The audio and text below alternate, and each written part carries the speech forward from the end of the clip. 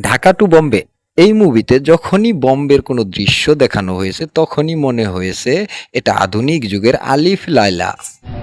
এ আপনি কি বলছেন? হ্যালো বন্ধুরা, আজকের আউলা ঝাউলায় আপনাকে স্বাগতম। আজ কথা বলবো ঢাকা টু বম্বে এই মুভি নিয়ে। এই মুভির আউলা ঝাউলা নিয়েই কথা বলবো।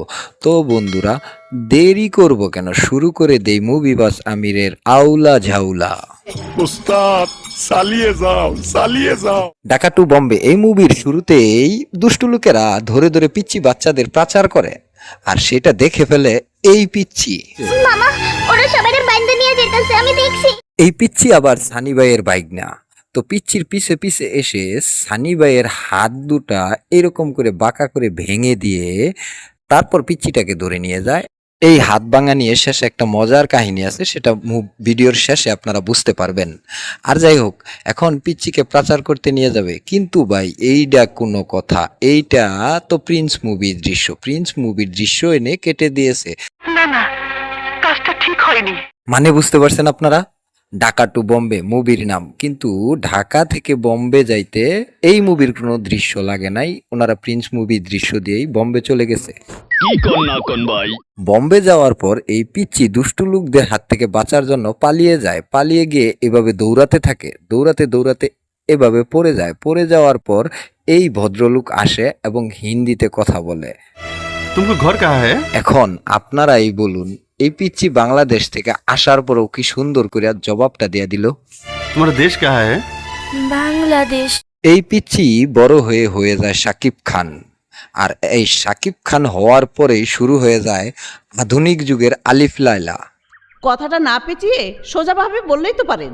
জি, আমি সরাসরি বলতেছি, শাকিব খানের যে দৃশ্যগুলো এখানে দেখানো হয়েছে, এই যে গাড়ি ভাঙার দৃশ্য, অনেকগুলা দৃশ্যই দেখানো হয়েছে, সেই দৃশ্যে আমার মনে হয়েছে পর্দায় এই দৃশ্যগুলো চালিয়ে শাকিব খানকে সামনে রেখে শুট করেছে। আর আমরা যা দেখতে পাচ্ছি সেটা হলো আধুনিক যুগের আলিফ লায়লা। আলিফ লাইলা আলিফ লাইলা আলিফ লাইলা, দেখো সব নতুন কাহিনী। তারপর শুটিং দেখতে আসা শাকিব খান সেখানে হয়ে যায় বলিউডের নায়ক, মানে হিন্দি মুভির নায়ক।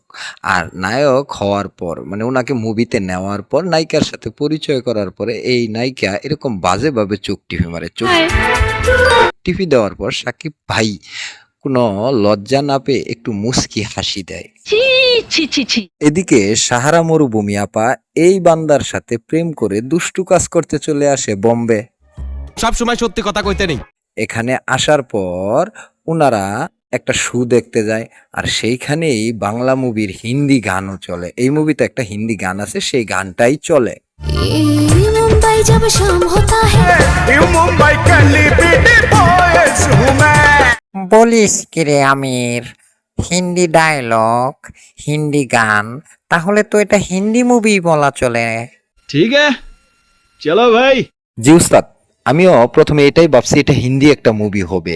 আমাদের সাকিব ভাই হয়তো হিন্দি কোনো মুভিতে অভিনয় করছে, কিন্তু 40 মিনিট পর্যন্তই হিন্দিতে ডায়লগ গান, তারপরে আবার বাংলা। এখন পরে বুঝতে পারলাম যে এটা বাংলা মুভি। 40 মিনিট একটা মুভিতে হিন্দি ডায়লগ হিন্দি গান, কিন্তু আশ্চর্যের বিষয় হলো নিচে কোনো সাবটাইটেল ছিল না। পরিচালক সাহেব ভাবছে বাংলাদেশের সবাই হিন্দি জানে, তাই এই কাজ উনি করে নাই। বেশি কথা কবি না। আচ্ছা, পরিচালকের অন্যায়কে আমরা স্কিপ করে গল্পে চলে যাই। ওই যে সাহারা মরুভূমি আপা এক বান্দার সাথে পালাই আসে, ওই বান্দা আবার টাকার জন্য সাহারা মরুভূমি আপাকে এই মুসল্লা বান্দার কাছে বিক্রি করে দেয়। সাকিব ভাই এখান থেকে ওনাকে বাঁচিয়ে আনে। Thank you so much. Sahara মরুভূমি আপাকে বাঁচানোর সময় এই বান্দার হাত দুইটা ওই যে মুভির প্রথমে সানি ভাইয়ের হাত যেভাবে ভাঙা হয় এইভাবেই ভেঙে ফেলে। সাকিব ভাই যেহেতু সাহারা মরুভূমি আপাকে বাঁচিয়ে নিয়ে আসে, এই ভাঙা হাতলা ভিলেন তখন বসে থাকে না। কেন? তখন তিনি বাহুবলী মুভির ভিলেনকে সাকিব ভাইয়ের পাশে লেলাইয়া দেয়। সাকিব ভাই বাহুবলী মুভির ভিলেনের সাথে পেরে না উঠে উনি ওখান থেকে পালিয়ে চলে আসে। আসার পর হেঁটে হেঁটে উনি বাংলাদেশে চলে আসে।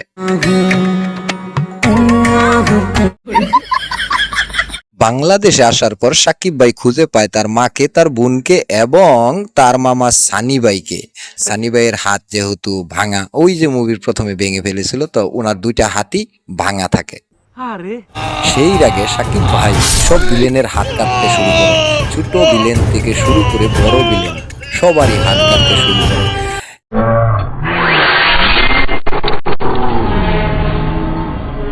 এইটা কিভাবে কাটলো আমি বুঝলাম না। কূপ দিল, কূপ দেওয়ার আগে হাত সাকিব ভাইয়ের হাতে চলে এসেছে। মুভির শুরুতে যেহেতু সানি ভাইয়ের হাত কেটে ফেলে, সানি ভাইয়ের প্রতিশোধ নিয়ে সাকিব ভাই সব ভিলেনের হাত কেটে ফেলে, সেই জন্য সানি ভাই সাকিব ভাইকে বলে তুই যা করছস আমার মনটা বইরা গেছে পাই না। এবং তাকে বাহবা দিতেও ভুল করে না। সাব্বাস পাই না, সাব্বাস। বন্ধুরা, ভিডিওটা কেমন লাগলো জানাবেন। ভিডিওটা ভালো লাগলে লাইক করবেন, কমেন্ট করবেন। আমার চ্যানেলটাতে নতুন হয়ে থাকলে চ্যানেলটা সাবস্ক্রাইব করবেন। শুধু সাবস্ক্রাইব করলেই হবে না, পাশে থাকা বেল বাটনও অন করে দিতে হবে।